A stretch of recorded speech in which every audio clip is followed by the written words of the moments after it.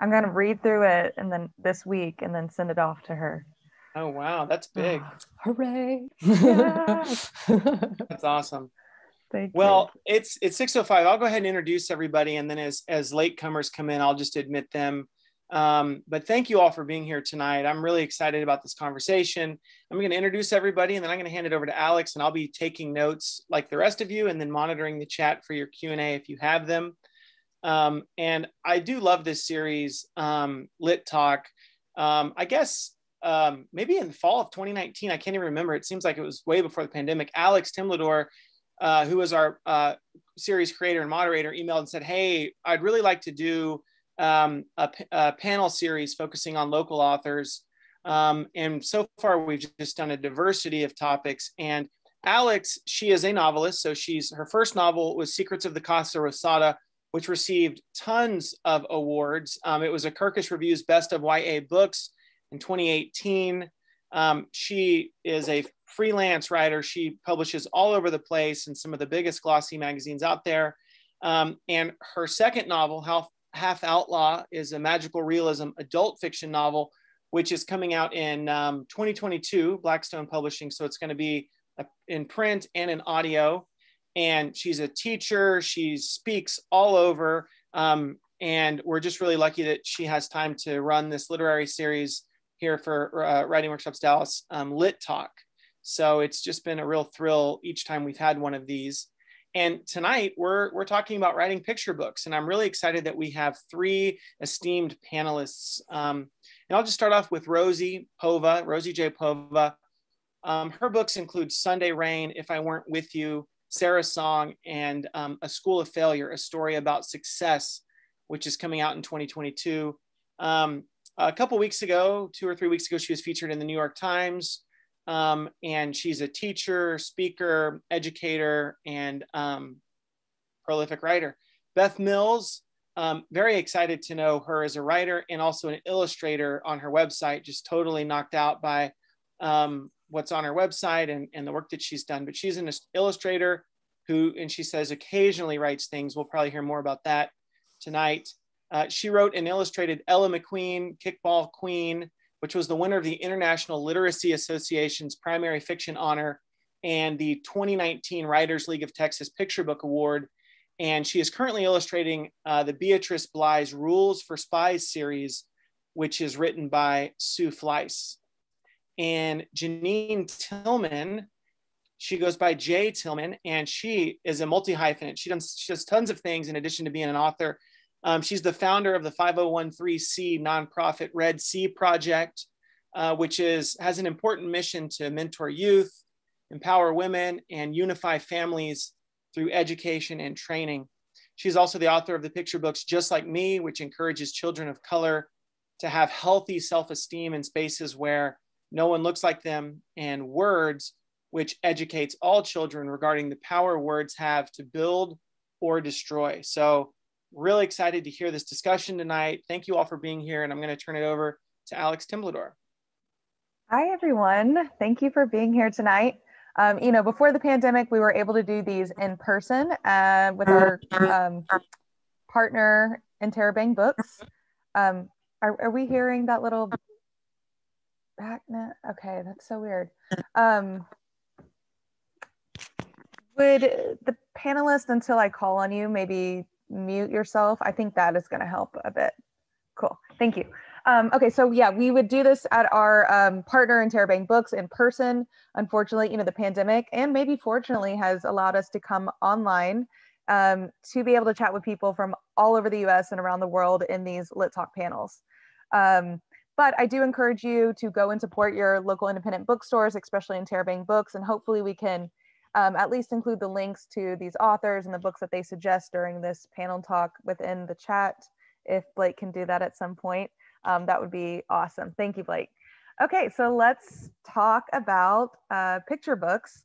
This is really exciting because I think there is a lot more people, especially during the pandemic, interested in writing. They're taking writing classes. They want to know how to write children's books. And I think this is probably, like, kids really need books. They need some direction right now with everything going on. So I wanted to ask each of you, first of all, like, why write children's books? You could write anything in the world, and you have chosen to write children's books. I'm going to start with you, Janine.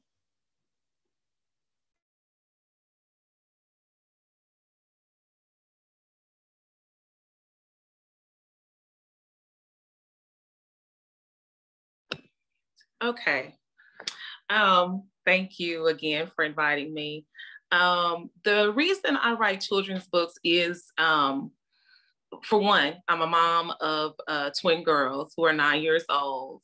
And the reason that I wrote my first children's book was because I saw that there were some deficits concerning children of color and having adequate representation, positive representation.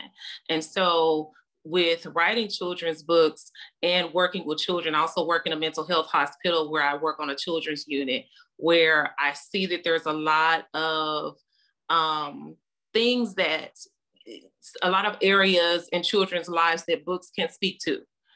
Every child is not going to go to counseling. Every child may or may not have a positive role model in their life, but most children have access to books. And so I think it's very important to use literacy and the creation of books to begin to educate and empower children. I think that's one of the easiest ways to tap into a child's mind is through a book. And I think it helps them to go beyond imagination and to kind of take that information, and it helps to shape and form them as they become, young adults and adults.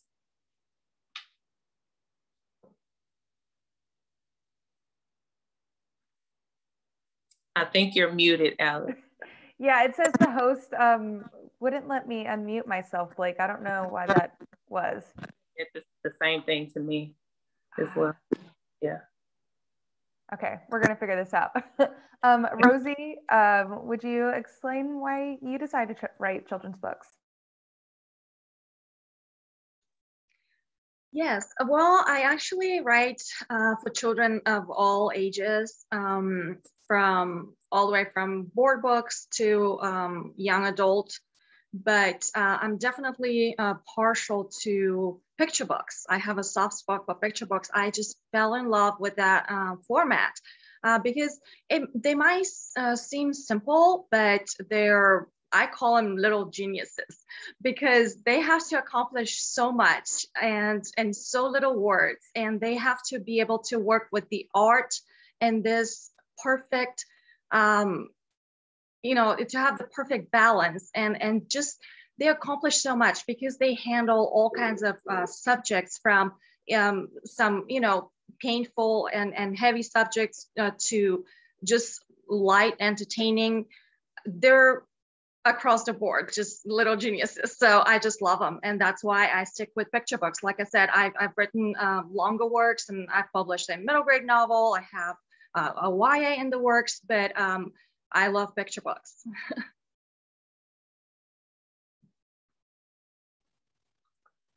Okay, I guess my turn. I guess I came at it a little differently because I started as an illustrator, coming into it through art. So the picture book as an art form has always really appealed to me. Like, my favorite picture books growing up were the ones that didn't have any words with them, leaving the most room for the art, as it should be. Just kidding, guys, just kidding. I'm sorry about my cat too. She's not leaving. And Rosie's right, though. There's something about picture books, like they're so brief, they're so short. There's this interplay of text and art that is, you just can't get that anywhere else. And it really seems like it would be super easy to do, and it's not at all. So yeah. Thank you. Well, Beth, since I have you here, my kind of next question is for all of you is kind of, what was your publishing process like? And I'll ask you, Beth, first, because you're an illustrator and a writer, and that might look kind of different than what Janine and Rosie have gone through. So can you share that with us? Maybe like if that involved like agents, publishers, if you went through the Illustrator side first, or how it worked. Yeah, I honestly, until I started querying agents, I did not consider writing at all. So I was querying 100% as an illustrator. People that have been like trying to get an agent for ages that are writers really hate me saying that, and I apologize for that. But when I connected with the woman that would eventually be my agent, she asked if I had any interest in writing.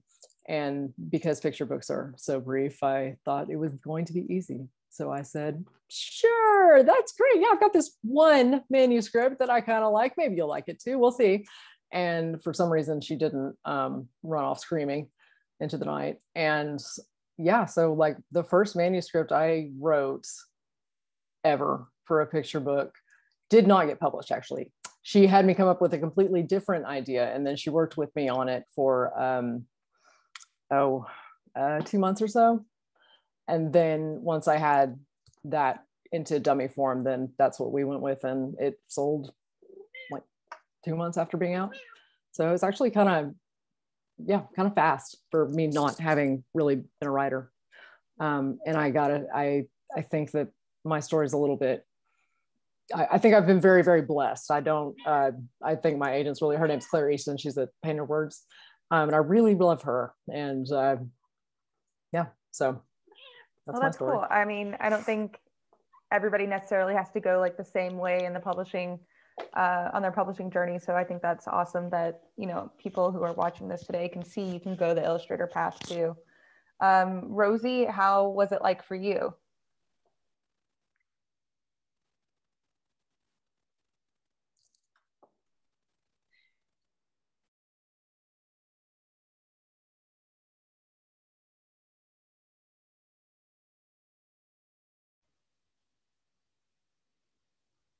Sorry, Rosie, I think I accidentally hit something on your thing.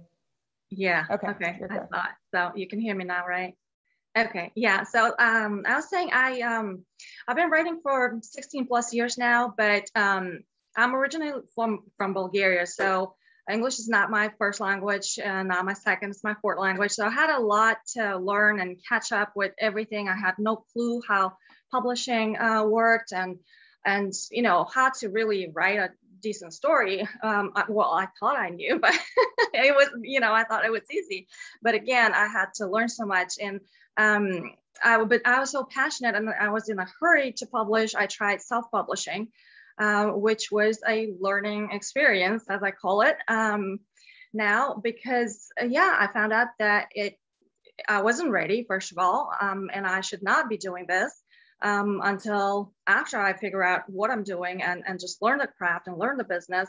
And then I discovered that self-publishing is really not for me. I decided to pursue traditional publishing, and of course started taking lots of classes and go to conferences and connect with the community and you know, query, look for agents and all of those things. And yeah, of course, with that came lots and lots of rejections. But at some point, I was able to get an agent. And actually, I've had 4 agents so far. I'm on agent number 4. But all of the 5 books that I have sold, I've sold directly to publishers. So ironically, none of the agents sold any books for me. I was lucky enough to sell directly to publishers. And that's how it's been so far for me. Hopefully that changes, because I am certainly waiting for agent number 4 to sell a ton of work for me. But now that I have those 5 books traditionally published, that's the route I'm taking. And here I am. Do those 5 acquisitions that you mentioned in the chat earlier, are those through your literary agent right now? Or yes, they are.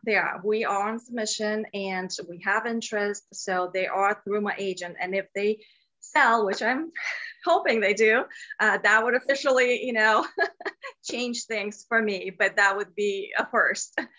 And is it typical for you to have so many out at one time, or is that typical?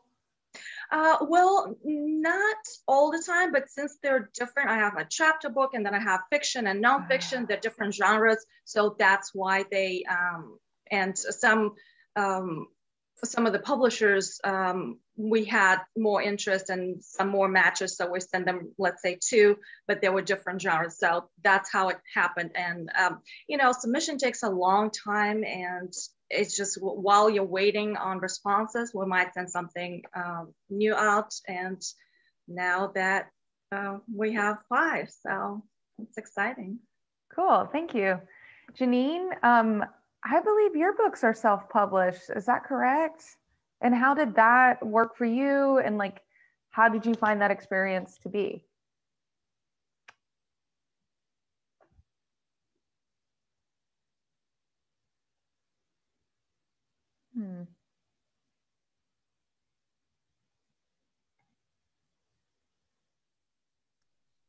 Okay, so yes, I did totally self-publish. It was upon the advice of a very good friend that self-published and was successful with that. I ended up using Ingram Spark, and at that time there was Create Space, which they've done away with that right now, and everything is like going to KDP. So that process, it was frustrating. I have to be honest. It was a little frustrating for a first-time writer. I realized that there's a difference with having a passion for writing and writing a book. That's 2 different things. And so even with illustrating the pictures, because I did my own illustrations with, sometimes I'm embarrassed to say this, but I did it with my cell phone. All the illustrations in Just Like Me is straight from my cell phone. I took, because I was like, Lord, I really don't have the money for an Illustrator right now. So I ended up taking actual pictures of my children, because my children are the characters in the book. And I use this app and I place different types of filters on top of filters to create an illustrated look. So it's a lot of moving parts, and it requires a lot of patience. I do encourage anybody that is planning on self-publishing to have somebody that you can call in times of need. Because my friend, she was like a lifesaver, because she had already went through it, especially getting to the point of submitting the book. You would think that you would just be able to submit it within Ingram Spark at that time, just submit it in, but it has to be formatted a certain way. Your measurements have to be a certain way. So it's always good to have someone that can walk through that process with you. Otherwise, I think it can be very discouraging, and we as the public can really miss a wonderful book just because of the process. Absolutely. So is your book available, like if they order it through self-publishing, they're able to get the book in person, or is it just an ebook? So we do have an ebook for Just Like Me, but we're going to revamp that. Just Like Me is also on, you can get it online with Barnes & Noble, Amazon, Books A Million. There's a list of bookstores that you can get the book from. So self-publishing doesn't by any means limit you from selling in different, online storefronts, but it does hold you responsible for promoting and making sure that you get the best out of your book sales. So it's like you're the author, you're the agent, you're everybody. And so it's not for the weary at heart, but it is very rewarding. I will say that.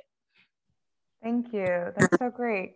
I'm glad that you mentioned illustrations and that you did your own illustrations, because that's always kind of been my question is, like, when people ask me, oh, you chose the cover of your book, and I'm like, no, I don't get to choose that. Is that, I'm always curious to know, and maybe Beth and Rosie can talk to this. How does illustrations work with a children's book? Because you write the story. I mean, for Beth, it's different because maybe you're illustrating and writing the story. But Rosie, like, how do you work with illustrators? I'm curious to know y'all's experience on that. And whoever wants to talk first is welcome to.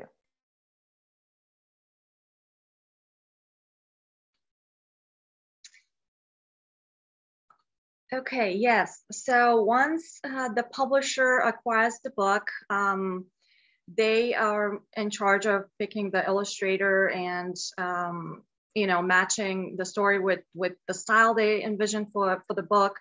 And some of them will ask for my input and maybe show me some samples, or, you know, give me a list and ask me who I prefer. But ultimately it's their decision and I can't control that. So so far I've been lucky enough to have been paired with good illustrators so that I'm happy with the art. For the most part, you know, it's not like a bad surprise once I see it, but they do ask me and show me sketches, character sketches, and ask for my opinion. So I'm able to maybe suggest some revisions or show them a style that I prefer. So that's how it works with the traditional publishing. Yeah, maybe Beth can add to that too. Sure. Yeah. So it is really nice to be able to also illustrate, I gotta say, because then I get to control all of it. And I do like control. But from the illustrator side, what happens is, yeah, I'll get a manuscript. I'll get to read it before I decide if I want to do it or not. And then I work primarily, if it's I guess, Rosie, you've done several things with smaller houses too, which I think that you get to have a lot more input, maybe? Yes. Yeah. The small houses will usually work with the author and you know, try to make you happy and ask for your recommendations, or just show you several and you know, let you pick. For example, with the bigger houses, from what I've heard, you know, sometimes you just never know until they actually sign their illustrator and they present. Well, actually with one, I'm trying to remember if one of them was like that. They just told me, this is your illustrator, and that was that. I think, but yeah, I think for the most part it is, and at least in the publishers I've worked with, it's the art director really has the final say on who get, like, what illustrations are going to go with the book. As the author though, and especially if you are an established author, you do get some pull. Like I did, even though they had chosen me as the illustrator, because is it Sue Flies or Sue Fleece? I can never remember how to say her last name. Please correct me if I'm wrong. I'm going to say Flies. Since she's published several times with this editor, she got to see my character sketches, got to look at the book cover, and got to do all this stuff that was unusual for a project for me, but also kind of cool. So yeah. And then for my own work, it's so fun. I know that intellectually I could definitely write a manuscript that isn't right for my style of illustration, and I think it would be, I can't imagine, like, it would be really hard to let go of that and not want to micromanage it. But I guess it's good as an illustrator to kind of know that the art director is going to do their best to get the best possible fit or pairing for it. And it really is it's a collaboration, but a weird collaboration where you don't get to, you know, work together really, but you created these beautiful words, and you just kind of like letting go and trusting that somebody is going to see something in those words that maybe you didn't even see, but that's a good thing, and bring another perspective, another layer of storytelling on top of it. But yeah, I think about that sometimes. I'm like, if I write something that's not funny, I'm gonna not be the person to illustrate it, because I can't do not funny. Yeah. So that's cool to know. Okay, so each of you kind of earlier was talking about whenever you started writing children's books, like you realized, oh, this isn't as easy as it seems, because I think people think that children's books maybe might have a simpler structure, but it really is like a very big, at least to me, it seems like it's a big thing. You're giving this book to children who are easy to mold here. Like that's a big responsibility. So I want to know kind of like, how do you get the ideas, and like, where do you go from once you get the idea in writing your children's book? Janine, would you like to go?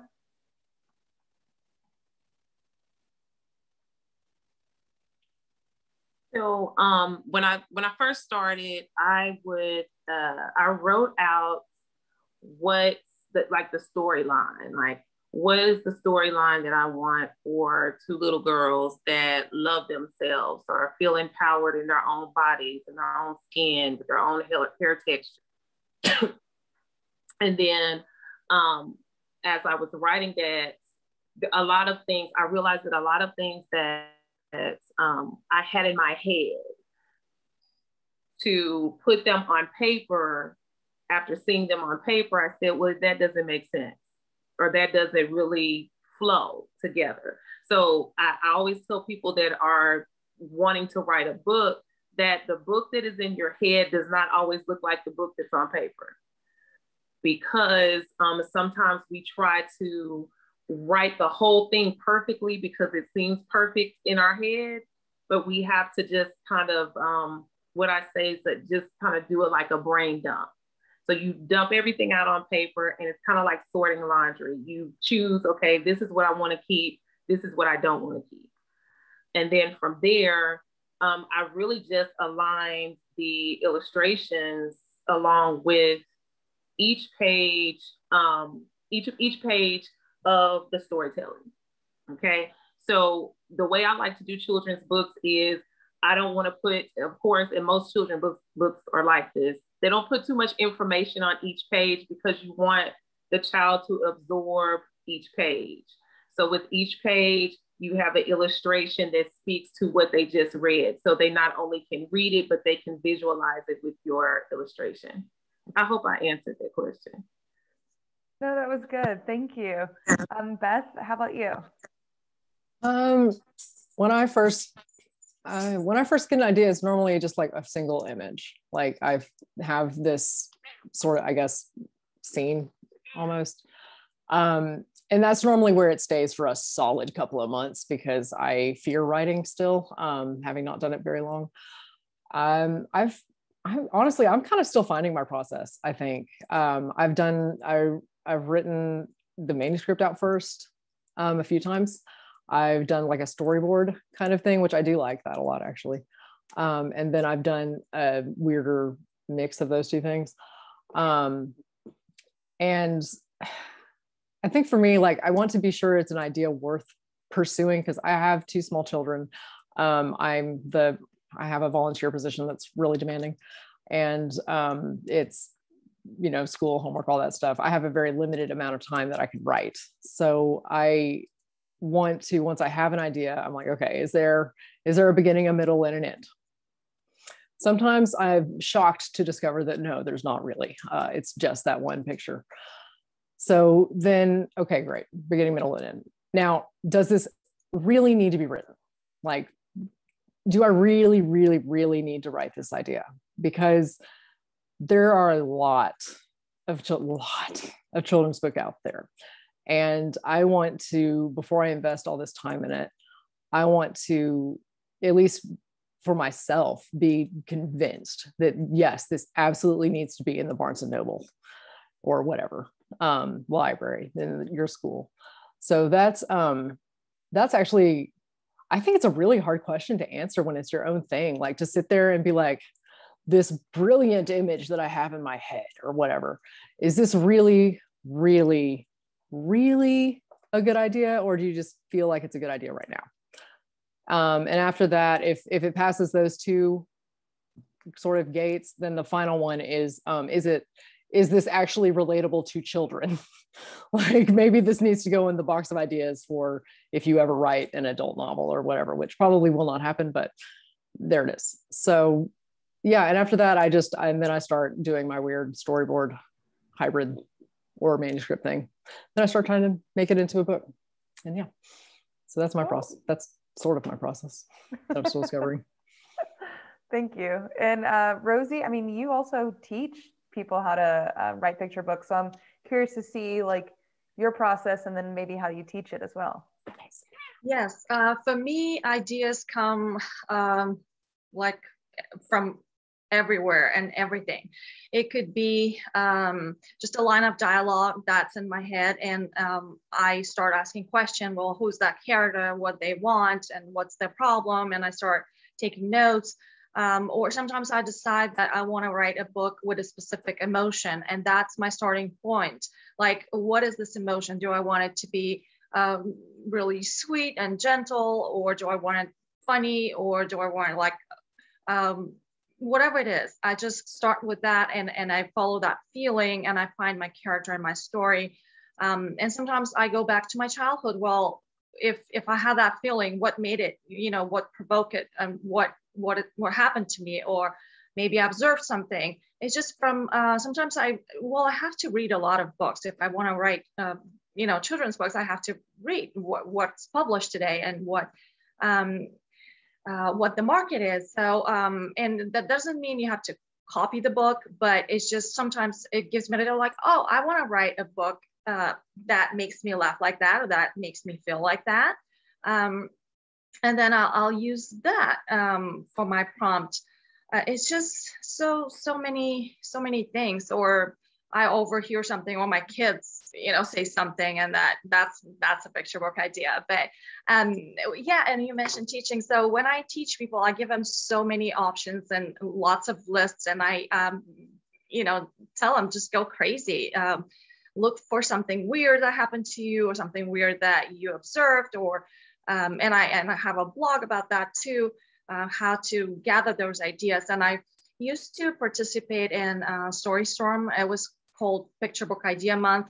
And we have to come up with one single idea every day for a month. So from those lists, I've collected 30 ideas year after year, and then I go back and highlight the ones that speak to me, that I want to work with. And many of those ideas have become books, and many of those manuscripts, and then many of those manuscripts I've published too. So that was super helpful. And then I was a member of 12 by 12 challenge, picture book challenge, which asks you to write a picture book every month. So you come up with 12 finished drafts for the year. And for the first few years, I wrote 14. So I was above the goal, and that was very helpful.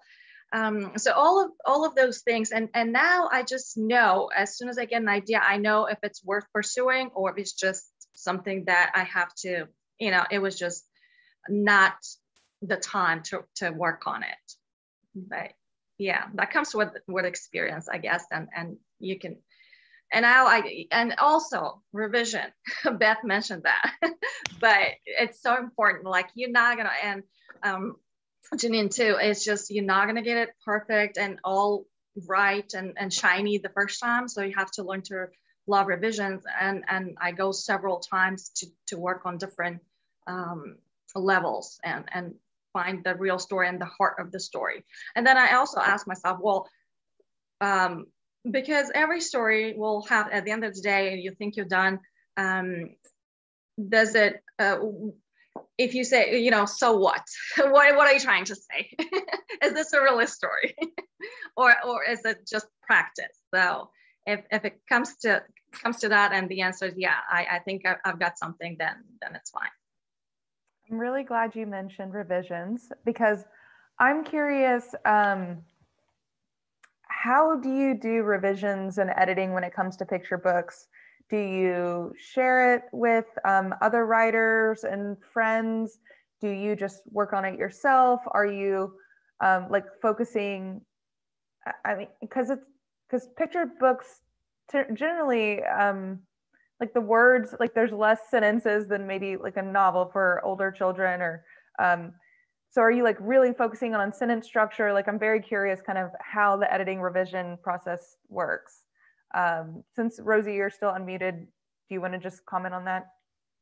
Yes, like I said, I go through several rounds of revision, and first I'm going to have to start with the plot and the big picture issues, because if that's not there, there's no point in making line revisions and line edits, because if I have to cut all that, it's just not worth spending time on polishing every line. So plot, structure, the beginning, Beth mentioned that, beginning, middle, end, and character development, what am I trying to say with this story? Not being preachy, you know, not using too many words, no descriptions. I know the illustration, what they can cover and what they'll show. So I really have to watch my words and say, and also the illustration don't mirror the words, so they have to work together. And I have to decide, do I want this in an illustration form or do I want it in the text? And how much of it I want in the text on the illustration. But yeah, first round is that big picture, just making sure that I have a story that makes sense, that there's a takeaway. It's not just me, you know, exploring something that came to mind.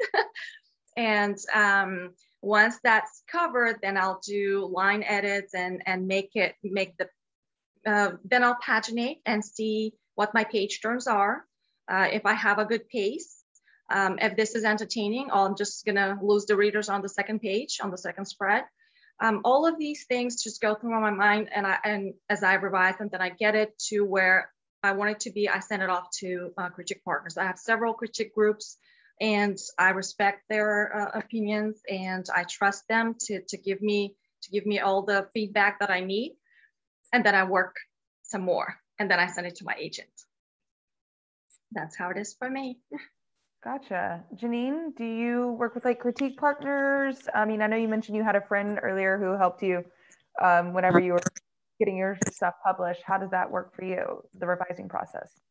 I did use her to also critique, but also before it went, we submitted it for the final publishing.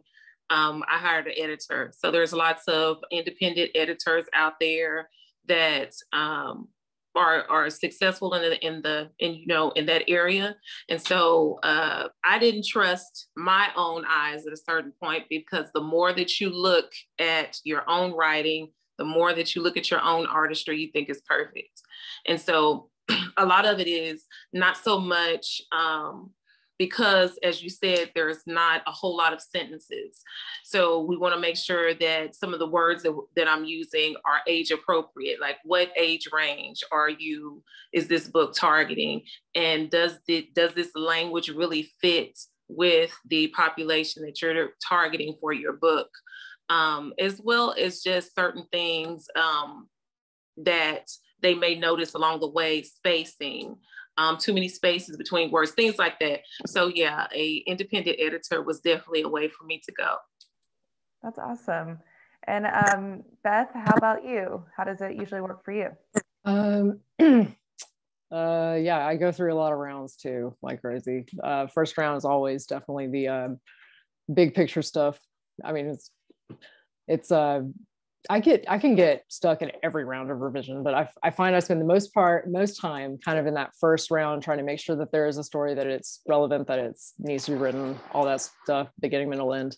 And then a lot of time I'll spend on like individual words, which is probably really mind-numbing to anybody else, but because picture books are so short, it's like you got to make sure that every single word, every single sentence is doing its job and doing it the best way possible. And I'm a total word nerd. I love words. I feel it's funny. My agent, her feedback is pretty consistently like, okay, so we can't use this word. This is beyond their age level. I'm like, I know, but it's a good word. So I do struggle with that, is staying on a reading level that's appropriate for a picture book, because I love words. And two, also with being the illustrator as well, making sure that there's enough, since I'm most of the time doing it kind of at the same time and laying out little thumbnail sketches alongside my text, trying to make sure there's enough variety there, enough different viewpoints, and that the page turns make sense, and making sure that the illustrations are going to serve the text as well as the text serve the illustrations. So yeah, my process sounds like it's pretty similar to Rosie's. And I have both a critique group, which was so cool. My agency put one together with a bunch of their clients this year. So that's been really fun. Everybody in it is so much better than I am, which is so exciting. And then I have a couple of people that I kind of individually will send things to, that are a couple other gals that are also author illustrators. I'll shoot them, a PDF and be like, hey, does this suck? And they can generally tell me.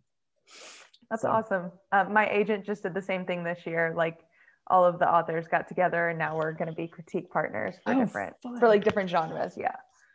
Love when that happens.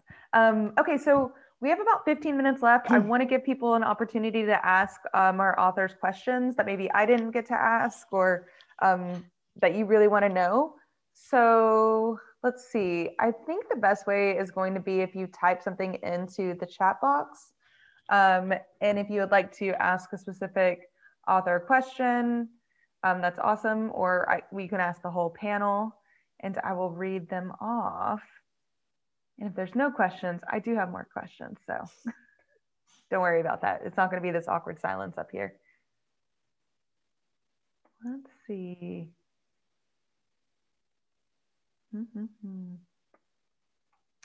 Who's going to be the first?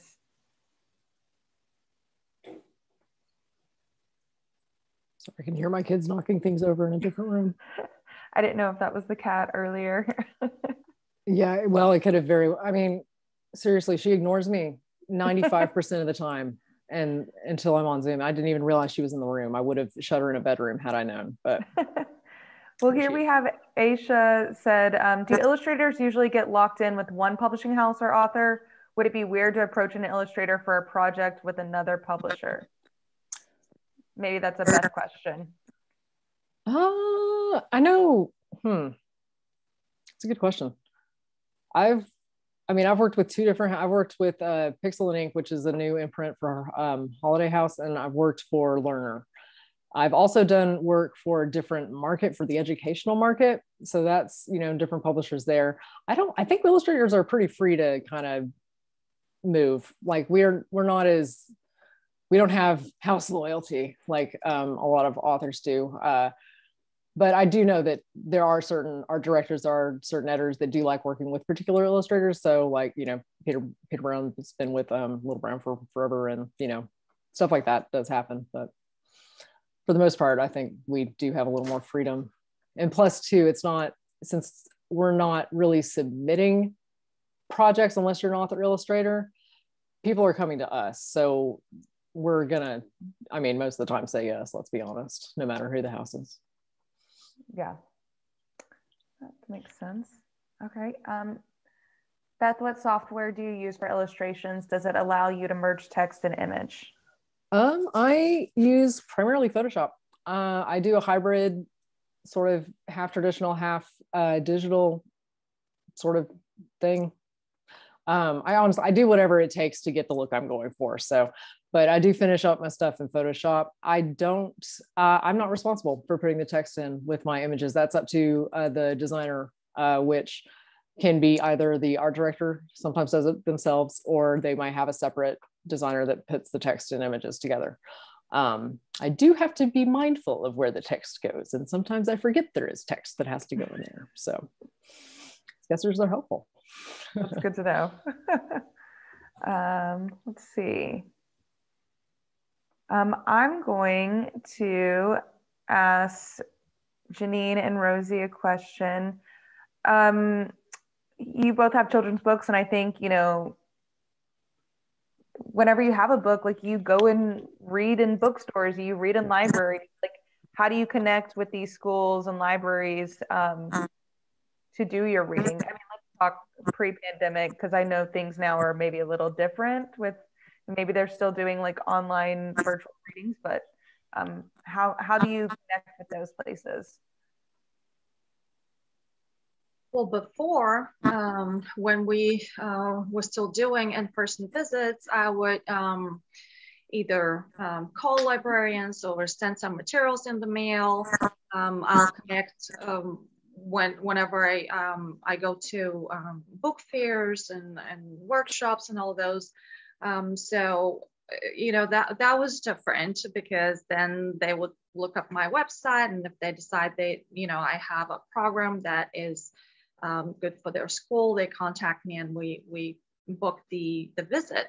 But since everything moved to online and all of the contracts got canceled, like the in-person contracts, it's been a bit challenging, because schools are not really taking that many author visits. And so and some of those students are online, some are in person, but they're not allowing authors. So yeah, if they reach out to me, and I don't know, sometimes they just find me because they're looking for authors. I'm listed in all kinds of websites specifically for authors who do author visits. So maybe they find me that way, or they just read my book and they like it and they want me to visit. I've been contacted by a military school in Germany, and I was like, how did you even find me? I was like, and the PTA, you know, they were from the PTA, and you know, they said, well, we've been reading your books and been using them in the classroom, and I'm such a big fan, so I just wanted you to visit. So we did on a very early morning, you know, virtual visit to talk to the students in Germany. It was a lot of fun, but you never know how they'll find you. But yeah, it's definitely more challenging now, I find it, for me personally.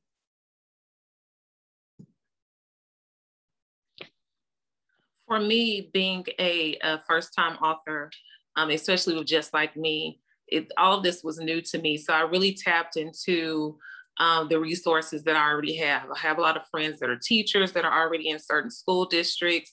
A lot of friends that may be pastors or ministers, that they have youth groups. So that is how I kind of connected with entities, because those entities were connected to people that I knew. And then from there, even now, I still have friends and family that will tag me in certain things and say, I see that this kind of aligns with what you're doing or what you're about to do or what you've already done.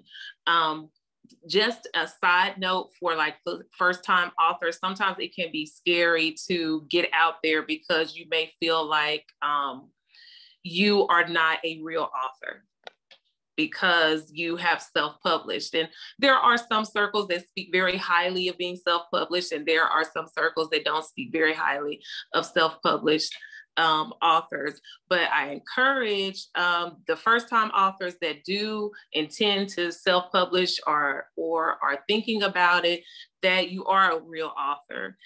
It's just about how seriously you take it. Yeah, so if it's a whole point of taking yourself seriously, and then when you go into these circles, people will take you seriously because they know that you've invested in yourself. Thank you for saying that. I absolutely agree with everything you just said. And even somebody who's traditionally published like me, I could still sometimes feel like, I remember going into my first things and being like, why am I here? Everyone's amazing. And I'm not. Like, yeah, so I'm glad you mentioned that point. Thank you, Janine. Well, I have like one more question. Where do you see the children's book picture book market going from here? What would you like to see it do? Do you think there's an area that the publishing world's not covering, or that you think children could really benefit at this point now, maybe with the pandemic going on or with new discussions going on in society? I'm just really curious where you see like the children's book or picture book market going. And since Beth, would you like to start? Sure. I'm frankly really excited about what the picture book market is doing right now. I've seen so many new creators from groups that have been underrepresented in the past, and I have a lot of people that I've known for several years just through SCBWI or whatever, that are getting these amazing deals and doing some amazing things with their ideas that may not have been as welcomed, you know, even just 5-6 years ago. So I think that strides are definitely being taken to open up the industry to more voices and more people. And sorry, yes, thank you for defining SCBWI. And I also think too, with saying that, there's space for everyone. And I think that can sometimes be lost, especially when you get into discussions about, you know, diverse books and things like that. I mean, obviously I'm about as white as you can possibly get, but I have things to say and people can listen to that too. It's like there's room for everybody. There's not a reason to be afraid or, you know, possessive or anything like that. So yeah, I think the pandemic too really made people, since they were forced to stay home, people have been reading a lot. And most of the editors and people I've talked to have been frankly surprised at how well they've done and how well the backlist has done, and like what they're very excited for things they acquired because people had time to write. So yeah, I think we're looking forward to like a really good 5 years. Good. Rosie? Yes, well, I'm also excited about the recent developments in children's literature, specifically, as Beth mentioned, you know, lots of diversity, marginalized authors are taken on, and everybody has a voice now to share. And I'm so glad that this is happening. You know, we still have a lot more work to do in that direction, but we're moving in that direction. So this is really exciting to me. Also, I see how nonfiction has taken over, and that is also very exciting because I write nonfiction too, and I've been reading the recently published nonfiction picture books. They're amazing. They're just like such a treasure. I'm so excited every time I read a nonfiction picture book now, and I know that kids will like those, and they're not so boring anymore, and just, you know, there's such diversity in that genre too. And yeah, and I'm also excited that picture books as a format and the physical book, you know, they're not going away. At one point, people thought that, you know, the physical book is going away because we have all those ebooks and digital and screen and all that. But study after study has shown that for young readers, the physical book is still the preferred format. They're not going for the tablets, they're not going for the ebooks. Parents are not agreeing to, you know, getting those books as ebooks. So everybody wants to just turn the pages, smell the book, and interact with the illustrations. And this is so cool and so exciting. So it's just a wonderful time to be a picture book writer. So yeah, I'm excited, really. That's good to hear too. And I agree with you about the nonfiction picture books. Nonfiction is getting huge in like children's lit, whether it's YA to picture books. So thank you for mentioning that. And Janine, you like to answer too? I would like to echo the same things that Beth and Rosie said. We're just in a time and a space with this pandemic that people are doing a lot more reading, and they're purchasing a lot more books. In addition, they're doing a lot more listening. So it's just the fact of physical books and audio books. I feel like that's just going to be something that's going to be here for a while, because I think we've kind of Netflixed, Hulu'd out, and it's just time to, you know, kind of feed their brain a little bit. And I agree. I just want to say thank you to all three of you for being here tonight, for sharing your insight and knowledge about this industry and sharing stuff about your books and where you see this is going. I do want to suggest all of you who are in attendance tonight to check out what Writing Workshops offers in terms of picture book writing and seminars and classes. I think they're amazing. I know Rosie teaches through them. This is going to go on our YouTube page, so please share it out and about, because I think tons of people would benefit from seeing this panel tonight. And if you have a chance, follow these authors, go and read their books, go and buy from your local independent bookstores or online or whatever it may be. And thank you again, everybody. I hope you have a good evening.